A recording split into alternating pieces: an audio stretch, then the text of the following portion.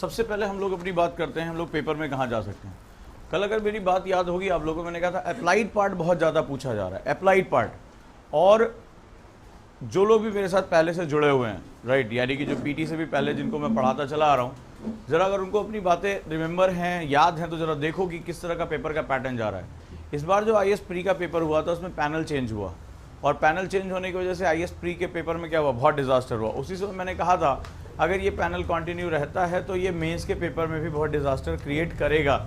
Disaster का यहाँ मतलब है कि जो क्वेश्चन का प्रवृत्ति है, जो उसकी जो एक संरचना उन्होंने बनाई है, बहुत अप्लाइड पार्ट में लेकर गए, बहुत अप्लाइड पार्ट है।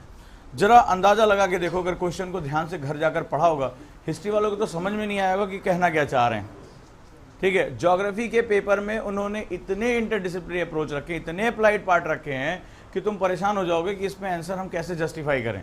और वाकई में ये नेचर चलेगा, आज और भी पता चल जाएगा पेपर 3 और 4 के लिए, ठीक है। फिर ज्योग्राफी ऑप्शन में मैं उम्मीद कर रहा हूँ कि कुछ अच्छा वो करके लेकर आएंगे, कुछ नया लेकर आएंगे। इसमें अपॉर्चुनिटी भी है और इसमें जो है वो दिक्कत भी है। अगर ऑर्थोडॉक्स सोच के हो तो इस पेपर को अटेम्प्ट नहीं कर पाओगे, और अगर अप्लाइड पार्ट के हो, मतलब एक चीज़ को दूसरी चीज़ के साथ रिलेट कर सकते हो, इससे आसान पेपर नहीं। इसके लिए कोई तुम्हें बहुत ज़्यादा विद्वता की ज़रूरत नहीं है। चलिए हिस्ट्री वाले पार्ट को हम छोड़ देते हैं, क्योंकि उसके तो लैंग्वेज ही उन्होंने ऐसी इस्तेमाल की है। पढ़ा कोई था जिसने बैठ के इसको पढ़ा हो, ठीक है। कई लोगों को तो, कई बच्चे कल भी आए, बोले सर ये समझ में नहीं आ रहा, इसका कहाँ से शुरू करें। मैंने कहा छोड़ो, ये हिसाब किताब ही अलग है। ज्योग्राफी में हम लोग देखते हैं, राइट, क्वेश्चन नंबर 5। अच्छा देखो, इन्होंने इस बार रेंज सबसे बड़ी बढ़ाई है, जैसा मुझे लग भी रहा था और मैं बार बार वीडियो में बोल भी रहा था कि 2 इयर्स का तुम्हें जो है वो करंट अप्रोच करने पड़ेगी, और उन्होंने उसको अप्रोच किया है। याद होगा पीटी से पहले मैंने नासा का जूनो मिशन बहुत विस्तार से पढ़ाया था, पीटी से पहले पढ़ाया था, ठीक है। क्वेश्चन नंबर 5, ठीक है, एग्जैक्टली वही आया हुआ है। और साइंस रिपोर्टर में इसका एक स्पेशल इशू आया था, और मैंने वो साइंस रिपोर्टर पूरी पढ़ाई थी पीटी से पहले।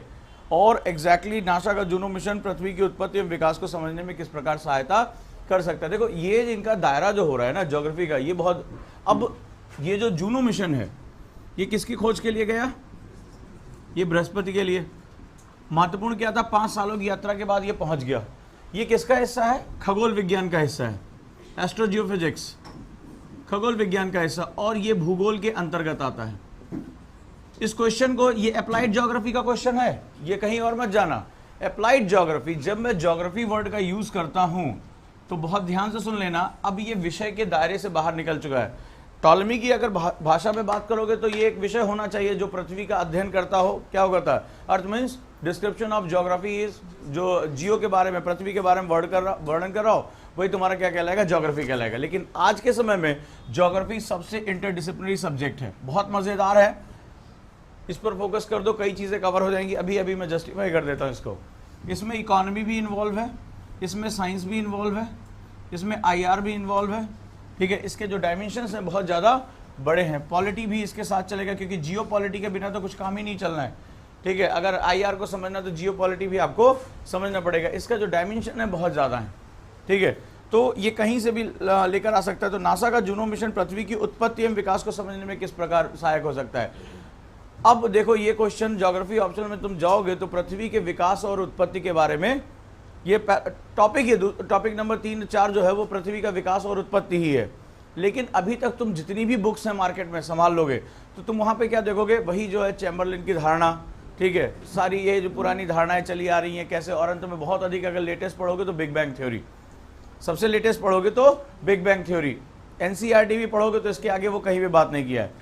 ये पृथ्वी के विकास, उत्पत्ति और विकास के बारे में जो डेवलपमेंट हुआ है, ये लास्ट ईयर जो है जूनो मिशन, जब हम वहाँ पर गए और वहाँ पर जो है हमने मिशन जब भेजा जूनो को, 5 साल की यात्रा के बाद पहुँचा, तो कुछ नई थ्योरी आ रही है। इसका मतलब ये कह रहा है कि भैया किताबों से अब बाहर आ जाओ, क्योंकि कितनी भी किताबें, जितनी भी संभव है आप पढ़ डालो, ठीक है, सब में वही पृथ्वी की उत्पत्ति के विषय में लाप्लास की धारणा, चैम्बरलिन की धारणा, किसी ने सिगार कॉन्सेप्ट बताया है, बहुत आगे गए तो बिग बैंग थ्योरी आ गई, ठीक है। लेकिन ये क्या कर रहा था, एकदम लेटेस्ट इसी साल की घटना है, दिसंबर 2016 में अपनी यात्रा उसने पूरी की, पहुंचा, और उसके बाद से रिजल्ट आने शुरू हो गए। उसने उठाकर क्वेश्चन पूछ लिया कि ये जो है, ये जो जूनो मिशन है वो पृथ्वी के विकास और उत्पत्ति को समझाने में किस प्रकार सहायक हो सकते हैं। क्योंकि बृहस्पति ग्रह की खास बात क्या है, बृहस्पति ग्रह में जो है वो बहुत तेजी से चुंबकीय तूफान चलते हैं, याद बताया था, इतने तीव्र हैं कि कोई कण अगर उसमें फंस जाए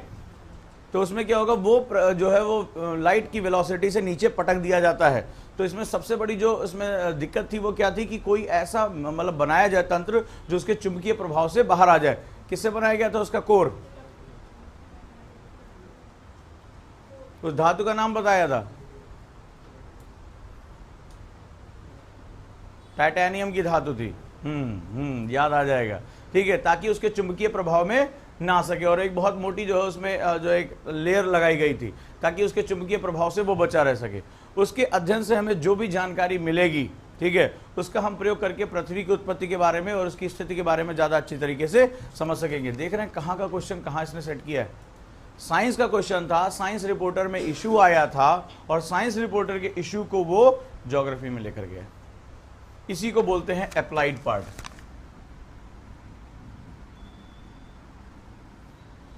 इसमें एक फायदा और एक नुकसान है, दोनों बता देता हूं ताकि ध्यान रहे। नुकसान यह है कि जो लोग जैसे ज्योग्राफी से आपने स्टडी पूरी कर रखी है, आपने ग्रेजुएशन पोस्ट ग्रेजुएशन कर रखी, खूब किताबें जो है पुरानी वाली सविंदर सिंह और सर के नीचे रखकर डेली सोते थे, ठीक है, तो उस केस में क्या होगा, यहाँ से उनकी पूरी शिफ्टिंग हो गई है। और अगर आपकी करंट पे पकड़ है, ठीक है, आप रेगुलर अपडेट्स हो रहे हैं, मैगजीन्स में जो जा रहा है, हिंदू में जो आ रहा है वो अपडेट हो, तो इसके लिए तुम्हारे अंदर जो ये अपराध बोध था, यार मैं नहीं पढ़ पाया पी दयाल और सविंदर सिंह, इससे तुम्हें ज़रूरत नहीं पड़ेगी। वो करंट टॉपिक से ही आप इसको उठा ले जाओगे। और ये अप्लाइड पार्ट है। इसको जूनो मिशन के बारे में जानकारी अखबार में मिल जाएगी, जूनो मिशन के बारे में जानकारी अखबार से मिल जाएगी, लेकिन जूनो क्वेश्चन खाली ये थोड़ा ना था जूनो मिशन पर टिप्पणी लिखो। क्वेश्चन क्या है? जूनो के माध्यम से पृथ्वी के विकास और उत्पत्ति के विषय में बात करें। जूनो के माध्यम से पृथ्वी के विकास और उत्पत्ति के बारे में बात करें, यही इसका थीम था, यही सबसे इंपॉर्टेंट सेगमेंट। सो ये आपको अप्लाइड पार्ट लेके जाना पड़ेगा, समझो ध्यान से। यही तुम्हारा जो है कुंडली है, यही सब कुछ है तुम्हारा। मैं तभी कामयाब होऊंगा जब यहां क्वेश्चन पढ़ाए हुए आ जाएंगे। चलिए, प्रतिकूल पर्यावरणीय प्रभाव। कोई क्वेश्चन ऐसा मुझे इसमें नहीं दिखा पड़ा जो सीधे सीधे कोई क्वेश्चन कह सके कि हाँ ये कहीं से आया हुआ है। हर क्वेश्चन दूसरे क्वेश्चन को डेरिवेट कर रहा है। मतलब आपको वहां बैठकर अपना दिमाग लगाना पड़ेगा। कोई भी किताब इस सिलेबस को पूरा नहीं कर सकती अनटिल अनलेस आपके अंदर थिंकिंग स्किल ना हो और क्लास में आप डिबेट्स ना कर पाते हो। तो आप लोग भैया जहां भी पढ़ रहे हो, मैं आपसे पहले भी कहूंगा, अगर नहीं हो अपने टीचर को जाकर फोर्स करो कि हमें डिबेट में इन्वॉल्व करो, क्योंकि जब तक आप डिबेट्स नहीं करोगे, जब तक आप आर्ग्यूमेंट नहीं करोगे, ठीक है, तब तक आप इस पेपर को टच नहीं कर पाओगे। क्वेश्चन देखो कितना बढ़िया है। इस पूरे क्वेश्चन की एक थीम बता दो। इन्होंने सारे जो है उल्टे एस्पेक्ट्स पूछे हैं। अभी तक के आप जो भी एस्पेक्ट्स पढ़ रहे होंगे सबके उल्टे एस्पेक्ट्स पूछे हैं। क्वेश्चन कह रहा है, यही क्वेश्चन 2 साल पहले आया था कोयले को लेकर। कोयला एक महत्वपूर्ण खनिज पदार्थ है, ठीक है, भारत के भूगोल में भी पढ़ोगे और अवसादी चट्टानों में भी आप पढ़ोगे। प्रतिकूल पर्यावरणीय प्रभाव के बावजूद, ठीक है, इन्होंने वर्ड यूज किया बावजूद, एक्सपेक्ट, इसके अलग कह रहा है कि हाँ कोयले से जो है वो पर्यावरण का अवनयन होता है। कोयला खनन विकास के लिए भी अपरिहार्य है। कोयला खनन विकास के लिए भी अपरिहार्य है। और मैं शायद करंट की क्लासेस में कई बार इस विषय पर बात कर चुका हूं। भारत की ऊर्जा सुरक्षा में मैंने आप लोगों से पहले भी कहा था, मोर देन 60% हमारी जो एनर्जी सिक्योरिटी होती है वो कहां से आती है? कोयले से आती है। और इसको लेकर क्लास में मैं कई बार जो है वो लंबी जो है डिबेट और इसके बारे में पढ़ा भी चुका हूं, राइट। तो प्रतिकूल पर्यावरणीय प्रभाव, यहां पर आपकी आर्गुमेंट पावर काम करेगी। ध्यान से इस क्वेश्चन को समझो, चाहो तो लिख लो जिनके पास पेपर नहीं है, या ये पेपर कम से कम खरीद के लेकर आओ। मैं तुम्हें बताना चाहता हूं कि ज्योग्राफी ऑप्शन से इसको तुम कैसे मिटिगेट कर सकते हो। जैसे तुम सिलेबस में आओगे इसको बहुत आराम से कर ले जाओगे। ऊर्जा सुरक्षा तुम्हें बहुत गंभीरता से और बहुत लंबाई के साथ पढ़नी है, ठीक है। प्रतिकूल पर्यावरणीय प्रभाव के बावजूद कोयला खनन विकास के लिए अभी भी अपरिहार्य है। इसमें जो ये अभी भी वर्ड है, ये है कीवर्ड। ध्यान से, क्वेश्चन जानना और क्वेश्चन करना दो अलग अलग चीजें हैं। अभी भी जो है वो सबसे इंपॉर्टेंट वर्ड है यहां पर। अभी भी का मतलब क्या हुआ? प्रेजेंटली। क्या मैंने तुम लोगों को इससे पहले क्लास में पढ़ाया था कि आप कुछ भी कर लीजिए, सोलर आज हमारी कीमत से बाहर है। सोलर के लिए आपको 2 दिक्कतें मैंने बताई थी। एक, इसके लिए बहुत बड़ी मात्रा में लैंड की जरूरत पड़ेगी। लैंड है कहां? पूरे भौगोलिक क्षेत्र का 2.4% भूमि आपके पास है और दुनिया की 17.5% आबादी भारत में निवास करती है, यानी प्रति इकाई जो भूमि की उपलब्धता है देश में बहुत कम है। सोलर क्या होता है, बहुत बड़ी बड़ी भूमि पे लगाया जाता है, पहला। दूसरा, सोलर जो है वो सेमीकंडक्टर डिवाइस है और सेमीकंडक्टर डिवाइसेस की कीमत अभी भी, जो याद होगा मैंने आर्गुमेंट दिया था कि जब आप कोयले से बिजली बनाते हो तो 2.5 से 3 रुपए प्रति यूनिट आती है, लेकिन जब आप सोलर से बिजली बनाते हो तो 7.5 से 8% बिजली आती है। इसी क्लास में जब ऊर्जा सुरक्षा पे मैं आर्गुमेंट कर रहा था तो मैंने ये बताया था कि ऊर्जा उत्पन्न करना एक अलग बात है और ऊर्जा को फिजिबल बनाना एक अलग बात है। आप स्वयं सोचकर देखिए कितनी महंगी बिजली खरीदने की क्षमता आपके अंदर है या नहीं है। तो आपको ऊर्जा उत्पादित करनी है, लेकिन जब ऊर्जा उत्पादित की जाती है तो उसमें एक वर्ड यूज किया जाता है, वहनीय ऊर्जा। वहनीय ऊर्जा यानी कि जो एनर्जी है वो लायबल है या नहीं है। एनर्जी अगर मैं बहुत महंगी पैदा कर दूं, न्यूक्लियर में इतना कुछ होने के बाद भी आप ये क्या देख रहे हो कि अभी भी ये क्या है, इसकी कॉस्ट ज्यादा पड़ती है। सबसे कम कॉस्ट जो होती है, कॉस्ट सबसे बड़ा फैक्टर है। देश में तुम्हें ऊर्जा चाहिए क्यों? ऊर्जा के लिए और गरीब आदमी तक पहुंचाने के लिए। तो गरीब आदमी की जो सेगमेंट है वो परचेजिंग पावर पैरिटी ही तो है। अगर तुम उसको 10 रुपए यूनिट बिजली दोगे वो खरीद पाएगा? उसकी औकात से बाहर है। तो तुम्हें दो काम करने होंगे, एक तो ऊर्जा भी उत्पादित करनी होगी और दूसरा उसकी जेब में आना भी चाहिए। खुद सोच के देखो सरकार सोलर पे इतना काम क्यों कर रही है। आर्गुमेंट बताया था, जैसे जैसे सेमीकंडक्टर डिवाइसेस की ज्यादा उपयोग किया जाता है उसकी कीमत क्या हो जाती है, कम होती जाती है बहुत तेजी से। तो सरकार क्या कर रही है, पहले Jawaharlal Nehru national solar mission, उसके बाद अभी आपने देखा इंटरनेशनल सोलर अलायंस, और लगातार सरकार इस तरह कोशिश कर रही है कि ज्यादा से ज्यादा जो है वो सोलर पैनल का काम हो, ताकि क्या हुआ, मार्केट में उसकी कीमत कम हो जाए। क्योंकि सिर्फ स्वच्छ ऊर्जा कह देने भर से आप नहीं दे पाओगे। और अभी क्या हालात है, मैंने तुम लोगों को पहले भी कहा था कि अभी भी पूरा विश्व जो है, चाहे वो पवन ऊर्जा की बात कर लो, विद्युत ऊर्जा की बात कर लो, या किसी भी अन्य प्रकार के वैकल्पिक ऊर्जा की बात कर लो, अभी भी विश्व जो है वो फॉसिल फ्यूल आधारित ऊर्जा को रिप्लेस करने की हालत में नहीं है। और इसके तमाम जो है वो कॉन्सिक्वेंसेज हैं। सोच के देखो कि पश्चिम एशिया में जो है वो इतना उपद्रव भी क्यों बन रहा है, क्योंकि उन्हें पता है कि 20 से 30 साल इसकी रिप्लेसमेंट नहीं आ सकती। आप भले चाहे नैनो कार्बन, इसके बारे में मैंने आप लोगों से बात किया था कि आप जो है वो नैनो टेक्नोलॉजी का यूज करोगे और आने वाले समय में ऐसी बैटरियों का निर्माण करोगे जो लंबे समय तक चल सके। लेकिन अभी वो दिल क्या है, बहुत दूर है। हमारी नैनो टेक्नोलॉजी अभी उतनी अच्छी नहीं हो पाई है।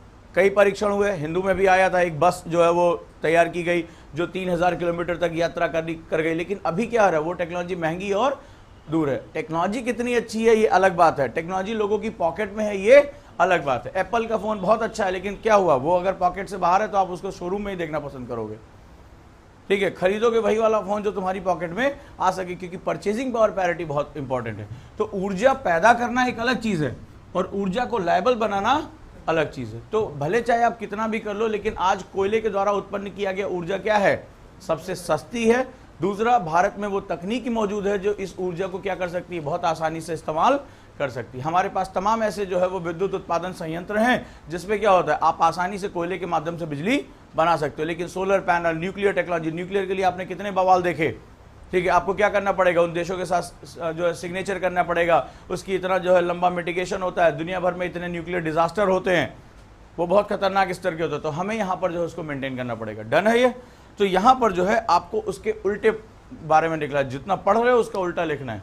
हाँ, आपको यहाँ आर्ग्यूमेंट करना होगा और आर्ग्यूमेंट जो है वो इस टॉपिक पे करना। अभी भी कह रहा है, ये भी नहीं कह रहा है भविष्य में हो सकता है, हम कोशिश कर रहे हैं उसको रिप्लेस कर दें, क्योंकि कोयले से क्या होगा, बड़ी मात्रा में पर्यावरणीय प्रदूषण होता है। एक तरफ हमने पेरिस में साइन किया हुआ है और पेरिस में हमने कहा कि 175 गीगावाट हम जो है स्वच्छ एनर्जी जनरेट करेंगे। इसके अंतर्गत हम सिग्नेटरी, हमारे ऊपर एक ऑब्लिगेशन हो चुका है, एक बंधन हो चुका है।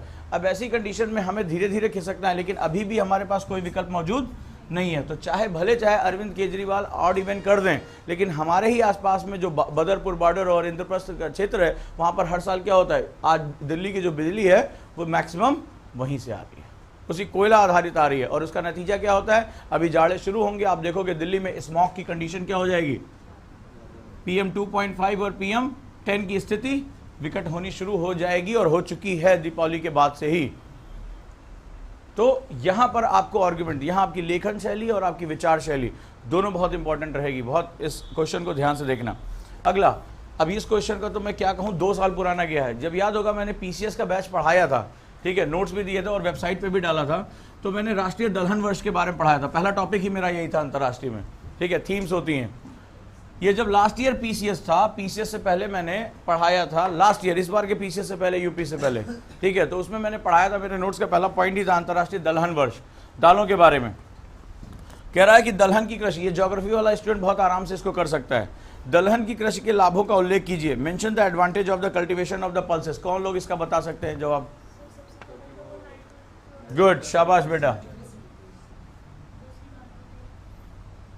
लिगुमिनस क्रॉप है ये, और लिगुमिनस क्रॉप में राइजोबियम बैक्टीरिया पाया जाता है जो नाइट्रोजन स्थिरीकरण यानी नाइट्रोजन फिक्सेशन करने का काम करता है, ठीक है। ये मृदा की उर्वरकता बढ़ाता है, अन्य सभी फसलें जो है वो मृदा से उर्वरकता खींचती हैं, और ये क्या काम करता है? मृदा को उर्वरकता, नाइट्रोजन स्थिरीकरण करता है। नाइट्रोजन एक अक्रिय गैस है, ये इनर्ट गैस है, और ये क्या होती है? डायरेक्ट फसलों द्वारा इस्तेमाल नहीं की जाती। इसकी जो भरपाई करने के लिए हम यूरिया का इस्तेमाल करते हैं, और यूरिया क्या होता है? जब जरूरत से ज़्यादा इस्तेमाल करते हैं तो मृदा का अवनयन हो जाता है, मृदा का क्षरण हो जाता है, राइट। तो कह रहा है कि दलहन की कृषि के माध्यम से क्या होगा? पहला लाभ, आपको मृदा का स्थिरीकरण कर सके। और जितने भी क्वेश्चन आए ना, इसमें तुम्हें डायमेंशंस रखने हैं, कुछ ज़्यादा जादू नहीं करना है, डायमेंशंस रखने हैं, आयाम रखने हैं। बताओ। एग्जैक्टली अक्सर तुम लोगों ने मेरे मुंह से एक शब्द का नाम सुना होगा, पूरी दुनिया में, कम से कम भारत में प्रोटीन इन्फ्लेशन की स्थिति पाई जाती है। भारत में जो है वो प्रोटीन की उपलब्धता बहुत कम है, और प्रोटीन इन्फ्लेशन का मतलब है वो सभी सोर्सेज जो प्रोटीन उपलब्ध करा सकते हैं उनमें हमेशा महंगाई की दर देखी जाती है। याद होगा मैंने आंकड़े दिए थे, दूध के केस में 110% की महंगाई है, ये भी प्रोटीन का सोर्स है। अंडे काफ़ी महंगे हमारे देश में कंपैरेटिवली, और उस कंडीशन में हमारे देश में प्रोटीन इन्फ्लेशन पाया जाता है। और दालें जो होती हैं, चूंकि भारत बहुत बड़ी मात्रा में शाकाहारी जो है प्रवृत्ति का देश है, और ऐसे में दालें जो होती हैं वो प्रोटीन का सबसे बड़ा स्रोत है। इस प्रोटीन की कमी की जो वजह से, यही कारण है जो हंगामा ने अपनी रिपोर्ट दी थी, भारत में 42% बच्चे जो है वो मॉल न्यूट्रिशन का शिकार हैं, और इस मॉल न्यूट्रिशन में जो सबसे बड़ा जो घटक है वो प्रोटीन घटक है, जो उनकी वृद्धि में सबसे बड़ा कारक होता है। इसीलिए अभी फिर दोबारा रिपोर्ट आई है, मेरे ख्याल से हफ्ता डेढ़ हफ्ता हो रहा है, कि भारत के बच्चों की जो औसत लंबाई है वो वैश्विक औसत लंबाई की अपेक्षा कम है, और शरीर की वृद्धि के लिए जो सबसे इंपॉर्टेंट सोर्स होता है वो प्रोटीन इन्फ्लेशन होता है। तुम कितने डायमेंशन वहां टच कर पाते हो ये बहुत जरूरी होता है। इसके लिए मैंने तुम्हें थॉट मैपिंग मेथड बताया कि थॉट मैपिंग करना सीखो, तभी जितने ज्यादा आप जो है वो डायमेंशन दे पाओगे। संयुक्त राष्ट्र के द्वारा वर्ष 2016 को अंतर्राष्ट्रीय दलहन वर्ष घोषित किया गया, जिसके कारण, ठीक है, तो अब आपको क्या करना है? इस दालों के प्रति आपको जो है सेगमेंट लेकर आना है। इसके और भी बहुत प्रभाव हैं, खास बात है इसको आप जो है मिट्टी से जोड़कर देखोगे। इस जो सेगमेंट है, क्योंकि आप ज्योग्राफी डील कर रहे हो, तो ज्योग्राफी जब डील करोगे, मैं आपको अभी हुकिंग दे रहा हूं कि आपको हमें कैसे आगे चलना है, हमें कैसे पढ़ाई करनी है, और किताबों से बाहर निकलना है हमें, ठीक है। दालों के साथ एक और बहुत खास है, जैसे दालों में सबसे ज्यादा दालें पैदा की जाती हैं लातूर में, ठीक है। लातूर का मतलब होता है जो आपका तूर की, तूर मतलब अरहर, तूर को अरहर बोलते हैं, लातूर नाम ही उसी पे पड़ा कि वो सबसे ज्यादा जो है अरहर की खेती करता है। ये एक ऐसी फसल है जिसको बहुत अधिक सिंचाई की आवश्यकता नहीं पड़ती, और जैसे जैसे भारत में, अब देखो क्रिटिकली जाओगे, भारत में जो है वो धीरे धीरे जो आपकी कमर्शियल क्रॉप, नकदी फसलें हैं, उनका प्रादुर्भाव बढ़ रहा है, ठीक है, उनका प्रादुर्भाव बढ़ रहा है। और जब उनका प्रादुर्भाव बढ़ता जाएगा, जैसे गन्ना, तो गन्ना क्या हो रहा है? अगर आप महाराष्ट्र में जाओगे तो चूंकि आज गन्ने के लिए दो चीजों के लिए इस्तेमाल किया जा रहा है, एक एथेनॉल के लिए, एथेनॉल कहां यूज किया जाता है? बायोफ्यूल के रूप में, पेट्रोल के साथ इसको ब्लेंडिंग की जाती है।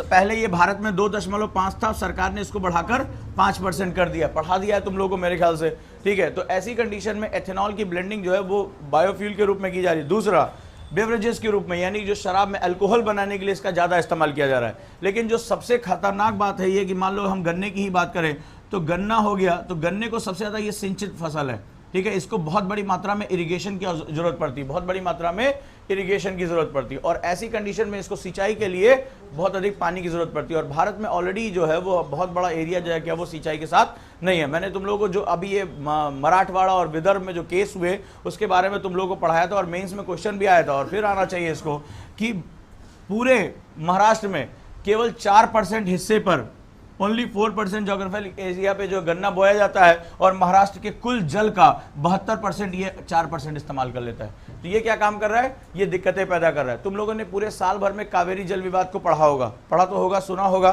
ठीक है। कावेरी जल विवाद के पीछे की कहानी क्या है जानते हो?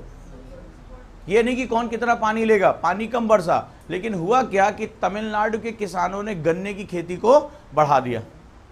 तमिलनाडु के किसानों ने गन्ने की खेती को बढ़ा दिया। समुद्र के किनारे था, हवाएं नमी आती हैं और गन्ने में रस की मात्रा बढ़ जाती है, और गन्ने में रस की मात्रा बढ़ जाती है तो प्रति कुंटल जो है उसका क्या होता है, उनकी इनकम बढ़ जाती है। तो ये बढ़ना शुरू हुआ। उसको देखा देखी कर्नाटक ने भी क्या किया, भाई वहां का किसान अमीर हो रहा है तो हम भी क्या करें, गन्ने की खेती करें। और गन्ने की खेती सबसे ज्यादा पानी की डिमांड करती है। अल नीनो की प्रभाव की वजह से वहां पानी कम बरसा, और जब पानी कम बरसा आपका पैटर्न किस में कन्वर्ट हो गया, आपने अपने आप को नकदी फसलों में कन्वर्ट किया, और जब आपने नकदी फसलों में कन्वर्ट किया अब आपको चाहिए पानी, और पानी क्या है, नदी में कम है, और फिर उसको जल को लेकर बंटवारे की लड़ाई शुरू हो गई। लड़ाई बहुत गंभीर हो गई, ठीक है। सुप्रीम कोर्ट का डिसीजन को भी वो मानने से उन्होंने इनकार कर दिया।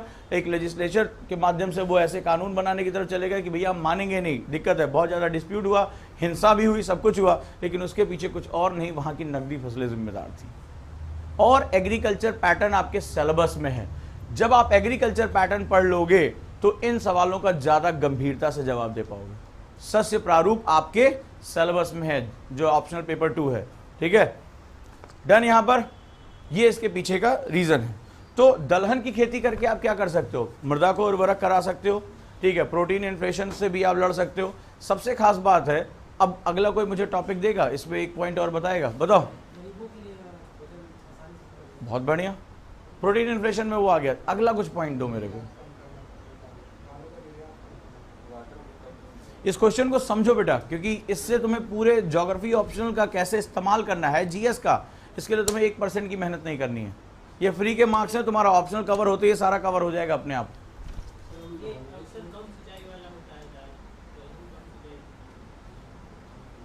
फिर आगे बढ़ो, सोचो। इस पेपर को मैं गारंटी के साथ कह रहा हूं, कोई किताब इसको पूरा नहीं कर सकती। कोई किताब, कोई ऐसी किताब नहीं जो मैंने अभी तक इसमें ना पढ़ी हो। किसी किताब से तुम नहीं पाओगे जब तक क्लास में आर्ग्यूमेंट नहीं करना सीखोगे। कुछ और सोचो।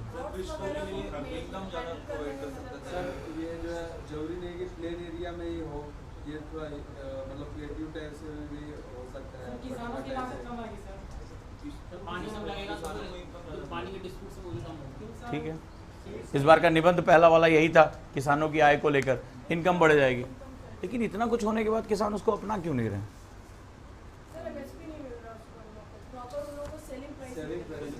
इसके लाभ बताओ, लाभ, वो तो नुकसान हो गया। आप ये देख लो, भारत में महाराष्ट्र में सबसे ज्यादा होता है, लेकिन महाराष्ट्र में पिछले 7 से 8 सालों में दालों का रकबा 1% नहीं बढ़ा, 1% नहीं बढ़ा, जो है वो भी छोड़ रहे हैं उसको।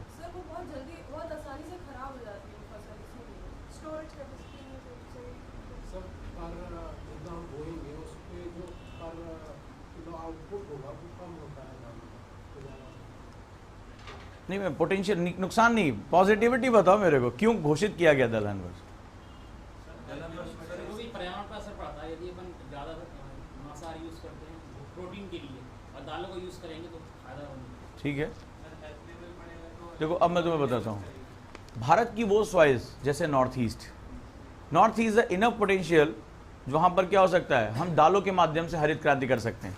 जब मैं तुमसे ग्रीन रिवोल्यूशन की बात करता हूँ तो तुम्हें ग्रीन रिवोल्यूशन तुम्हारे ज्योग्राफी ऑप्शन सिलेबस में है, और ग्रीन रिवोल्यूशन का दुष्प्रभाव पूछा जाता है। ग्रीन रिवोल्यूशन 3 फसलों के लिए, मुख्यतः 2 फसलों के लिए था, गेहूं और चावल के लिए, और इसके लिए बहुत अधिक सिंचाई का क्या किया गया, इस्तेमाल किया गया, और उसके दुष्प्रभाव ये देखने को मिल रहे हैं कि आज वो क्षेत्र क्या होता चला जा रहा है, ऊसर होता चला जा रहा है, बंजर होता चला जा रहा है। समझ रहे हो मेरी बात को? लेकिन दालों के केस में क्या होगा, नॉर्थ ईस्ट में दालों के माध्यम से द्वितीय हरित क्रांति, सुना है, सेकेंड ग्रीन रिवोल्यूशन, उसकी पूरी पोटेंशियल अवेलेबल है। और नॉर्थ ईस्ट क्या है, वो हमारे देश का सबसे अलग थलग हिस्सा है जहां पर अभी भी विकास नहीं टच कर पाया। और नॉर्थ ईस्ट में अगर हम इसको लेकर गए तो 2 काम होंगे। नॉर्थ ईस्ट में सबसे बड़ी समस्या झूम कल्टीवेशन है, यानी कि जो स्थानांतर शिफ्टिंग कल्टीवेशन जिसे कहते हैं, झूम खेती जिसे कहते हैं, और वहाँ स्लैश एंड बर्न के नाम से जाना जाता है। उसको काटा जाता है, हटाया जाता है, वहाँ से उसकी मृदा क्या होती है, खराब हो रही है, और उसी मृदा खराब होने की वजह से वहाँ बहुत नुकसान हो रहा है। दालों की खेती के माध्यम से वहां की मिट्टी को भी आप क्या कर सकते हो, फर्टाइल कर सकते हो, और वहां की जो मृदा है वहां पर दालों की खेती के लिए तमाम पोटेंशियल अवेलेबल है। और ऐसा करके वहां के लोगों की आय को क्या कर सकते हो, इनकम को, क्योंकि वो क्षेत्र जनजातियों से भरा हुआ, वहां जनजातियां रह रही हैं और मोस्ट डिस्प्यूटेड एरिया है, हम लोगों ने अभी इंटरनल सिक्योरिटी में भी ये पढ़ा। और वहां पर जब आप आय के साधन देना शुरू करोगे तो क्या होगा, आप बफर रीजन क्रिएट कर पाओगे। इसके कई फायदे हैं और ये पोटेंशियल आपके पास कहां है, सबसे ज्यादा नॉर्थ ईस्ट में है, लेकिन अनएक्सप्लोर्ड है, वहां पर अभी हम इसका इस्तेमाल नहीं कर पाए हैं। और जब हम इसकी खेती को आगे लेकर जाएंगे तो हम द्वितीय हरित क्रांति कहां पैदा कर सकते हैं, नॉर्थ ईस्ट में पैदा कर सकते हैं। प्रथम हरित क्रांति के बाद हरियाणा, पंजाब और पश्चिमी उत्तर प्रदेश, यहां के किसानों की आय क्या हुई, बढ़ गई कि नहीं बढ़ गई, तो वो पोटेंशियल हम वहां पे भी इस्तेमाल कर सकते हैं। यकीन मानिए आप इतना पॉइंट भी लिखकर चले आते हैं ना, मस्त नंबर देगा। और ये यकीन से आप कह रहा हूं, ऑप्शनल कंप्लीट होते होते ये आर्ग्यूमेंट्स आपके कंप्लीट, ये सब कुछ आपको सिलेबस में। ऑप्शनल वाले स्टूडेंट को इसको टच भी, मतलब दोबारा कुछ पढ़ने की जरूरत नहीं है, वो आराम से लिखेगा। हिमांक मंडल, क्रायोस्फीयर वैश्विक जलवायु को किस प्रकार प्रभावित करता है, अभी मैं जीएस वाली क्लास में पूछूंगा। क्रायोस्फीयर बहुत गंभीरता से बताया, अभी कल भी शायद चर्चा हो रही थी हमारी, ठीक है। क्रायोस्फीयर ग्लोबल क्लाइमेट को कैसे जो होता है वो इफेक्ट करता है, कौन कौन बता सकता है, शाबाश बताओ। रिलीज हो जाते हैं, ठीक है। तो ग्लेशियर जो होते हैं, इसके एक ही नहीं कई पॉइंट्स लिखो, पॉइंट्स बनाओ, देखो जरा कॉपी में लिख के देखो, 2 मिनट क्वेश्चन लिख लो। हिमांक मंडल, क्रायोस्फीयर वैश्विक जलवायु को किस प्रकार प्रभावित करता है।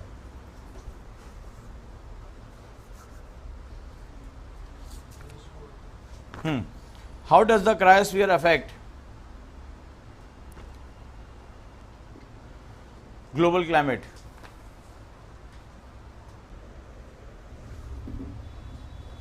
क्या सिर्फ पॉइंट्स लिख सकते हो इस पे, जो भी तुम्हारे पास बेसिक नॉलेज हो, घबराओ नहीं इसको।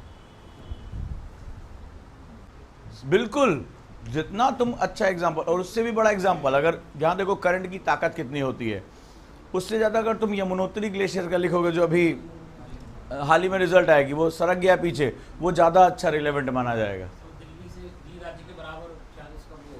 ठीक है।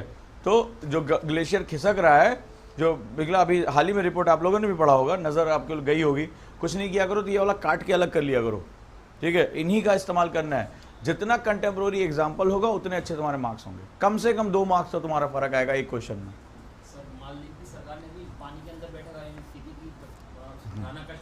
सारा चीज बिल्कुल बहुत बढ़िया है, उसमें तुम लोगों को बिल्कुल करंट पे लाना चाहता हूँ, करंट ही तुम्हारा मार्क्स का अंतर। मैं तुम्हें ये प्रूव करना चाह रहा हूँ कि जिस हिसाब से पढ़ाया जाता है और जिस हिसाब से क्वेश्चन आ रहे हैं, उन दोनों के बीच में बहुत बड़ा गैप।